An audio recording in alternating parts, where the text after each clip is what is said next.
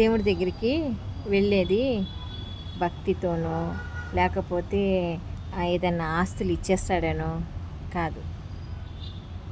అది ఏ గుడైనా, ఏ చర్చ్ అయినా, ఏదైనా సరే దేవుణ్ణి ప్రార్థించేది మన బాధలు పక్కనోడు చెప్తే ఇంకో 10 మందికి చెప్తాడు.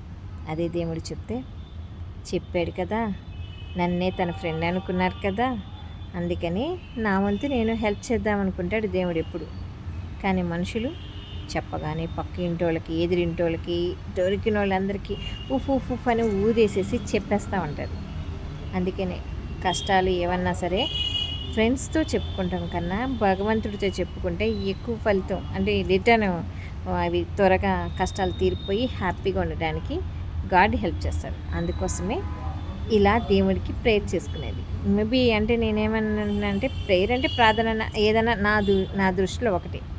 ప్రార్థన అన్నావు, దేవుడి దండమన్నా ఇలాగే వెతక్కండి. నాకు తెలిసిన భాషలోనే నేను చెప్తా కదా, అందుకు.